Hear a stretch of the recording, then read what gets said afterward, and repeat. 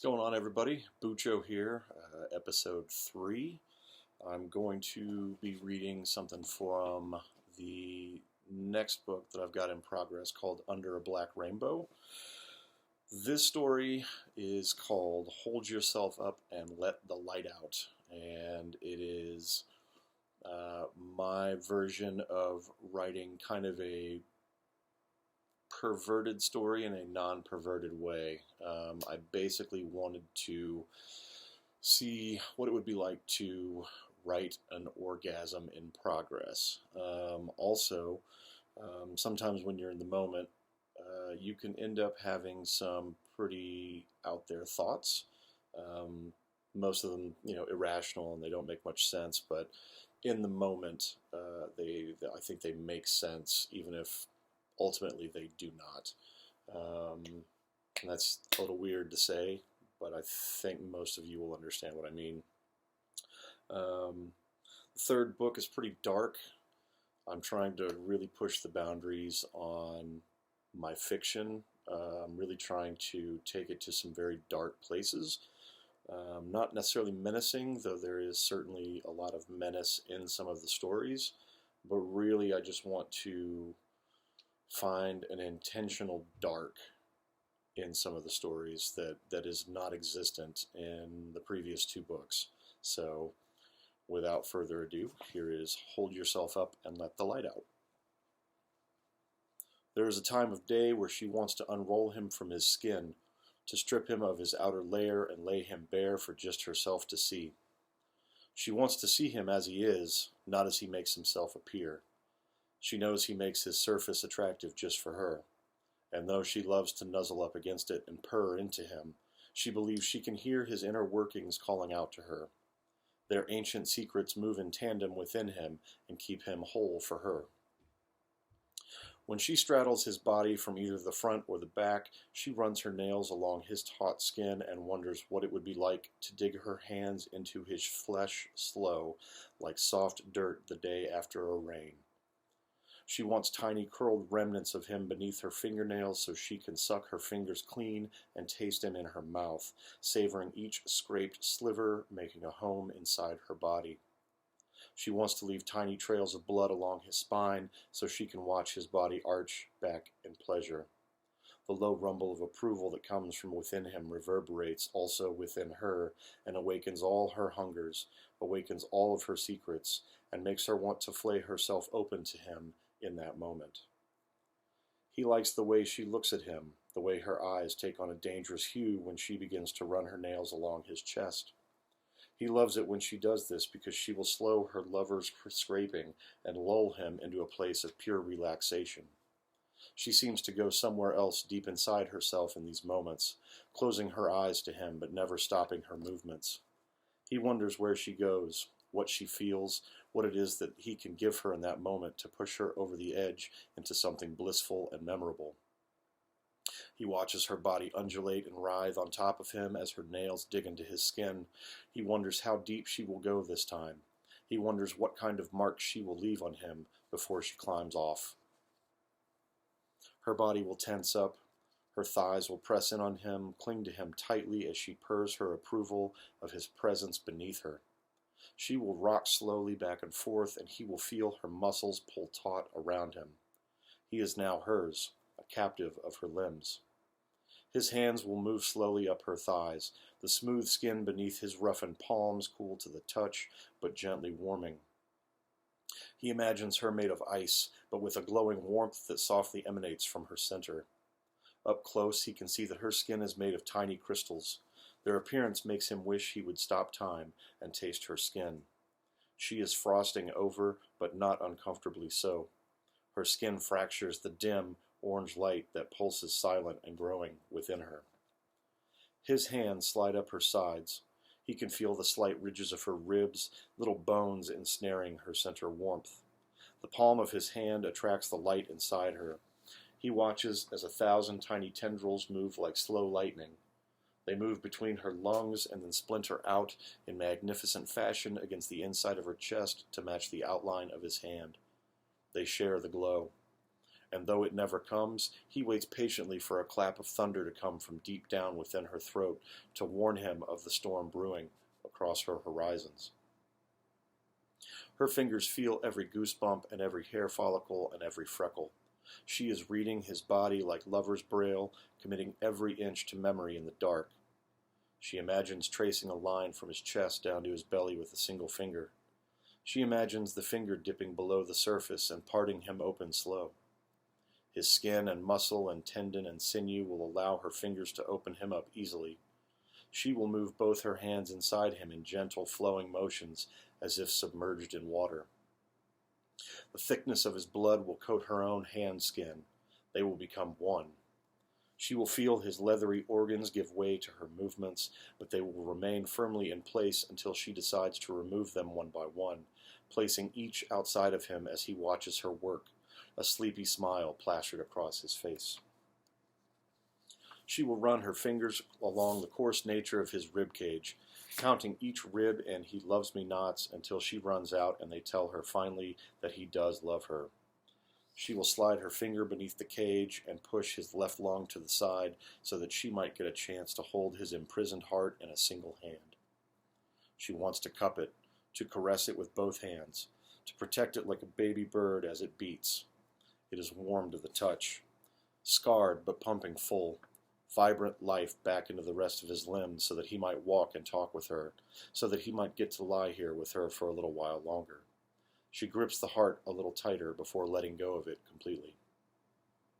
She wants to unravel his insides to see if they will, like old chicken bones or leftover tea leaves, predict the length of his courtship with her.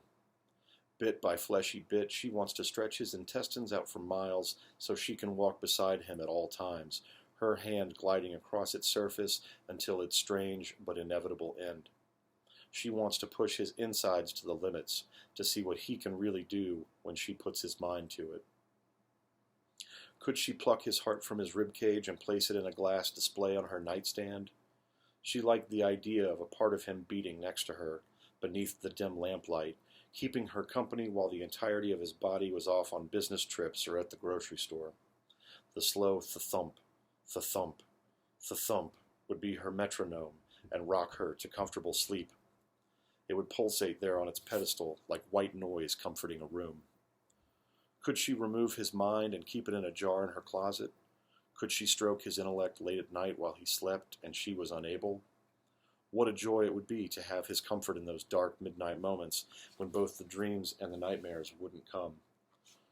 She could place his mind on the floor and sprawl out in front of it, counting the folds and the ridges of his brain while he calmed her down, soothed her discomfited thoughts.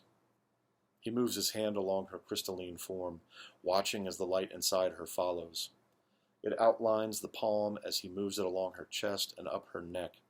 She exhales a cool wisp of cloud that soon disintegrates in the heat of the room. Her nails dig into the skin of his chest as she grips a tuft of hair along his chest with one hand and leans over him to grab his head with the other. When he looks down between them, he can see her center glow, outlining each point of contact between her body and his. Together, they light up the darkened room.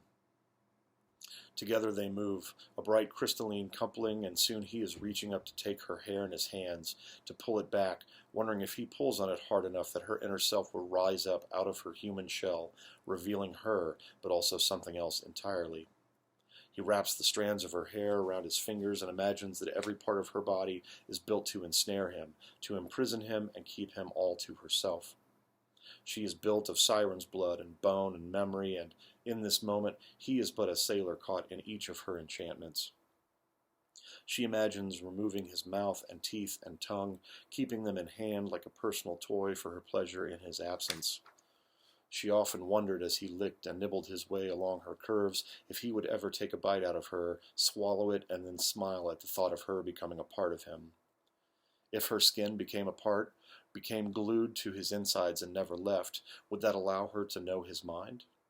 Would that tiny bite of her, nestled somewhere deep inside of him, give her insight into him?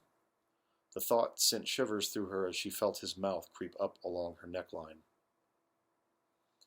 This close, he can smell the loss of lovers on her, the scent of disappointment turned joy, turned disappointment all over again. The scent of first blush at first kiss, the scent of drying tears on skin at last goodbye. He inhales the entirety of her and growls into her neck. The blood pumping hard through her arteries thaws her frosty sheen and allows him to see below the surface. She is all muted starlight and suspended sky. She is an alignment of something else entirely, and he then believes that he understands her hunger better, that he understands she is holding on to time the way she holds on to him, tightly, ravenously, as if he will soon turn to dust within her hands, within her mouth, and between her legs. He moves to taste her neck and can feel more than see the glow of starlight creeping through her, its tendrils ready to light up the points of contact where his lips meet her skin and then will shine bright between them.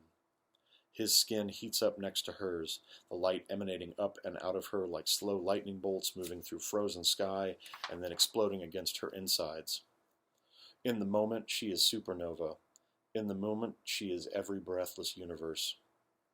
The lightning slow crashes against her inner skin in vivid and spectacular fashion. There is a moment where he is briefly blinded. The light flashes bright and hot. His vision falls into absolute black, but he doesn't care. He is all tactile now, each nerve assaulting his brain with the touch and taste of her on his lips and tongue. His synapses all fire, each one piecing together the moment in his brain so that he can read her body, so that he can please her body, so that he can please her. His synapses all fire, each one piecing together the moment in his brain so that he can remember this place and time when he is old and shriveled and hunched over and wistful for the days when he was none of those things. He can feel a change in her, the momentum of her skin, of her body, of her. Everything quickens. Her skin vibrates as she puts both hands on his chest, pushes him down, and stretches her body up to the heavens, her quivering thighs still gripping his hips completely. She holds on to him tighter, feels her nails dig into the fleshy part of him as she begins to arch her back. She lifts her face to the ceiling, body vibrating in shimmery starlight, ready to explode from within her. He tightens his grip on her, feels her deep thrumming, knows that she is nearly ready to let the universe erupt into their moment. He imagines the glow inside her building and building, coating every part of her until finally she holds herself up and lets it all out, a monument of light and sound that explodes from within her and up through the ceiling, out through the walls, down through the floor. At the same time, he feels her draining him of all his essence. Her nails have dug in deep, have drawn blood, and both of their voices fill the room together. He is sure that she has awakened neighbors and demons alike with her releasing of the light. When her voice cracks and breaks, when she returns to painting, the light does not return. It does not find its way back inside her, but he sees her as she truly is again. Her skin glistens with sweat. Her legs release him from their grip, and she falls over, crumples her body against his, and smiles into his chest. He does not know where the light has gone, but it no longer lights her up from the inside. She no longer wants to slip her fingers into his skin. She wants to run them atop it, trace the curvature of him until her eyes flutter closed. He will run his hands along her back and through her hair, and she will imagine his nails slowly opening her up from behind, long strips of skin sliced open so that he might enjoy getting to feel the inside of her. Eventually his hands will slow and then completely stop moving. They will stop exploring her back skin, and she will know that he has succumbed to dreams. Soon he will begin to snore long in snow. When he does, she will allow herself to do the same. She will give herself up to the dark of the room and the coolness of the sheets that surround their sweating, heaving bodies. With her head against his chest, she will inhale him deeply and commit his musky scent to memory. Her sweat will mingle with his. Her breathing will mimic his. They will fall into a deep and exhausted sleep for hours. When they wake, they will come to hunger for each other again. If he looks hard enough, he'll be able to see a tiny dim light the size of a marble growing inside her again, ready to be let out. Thank you.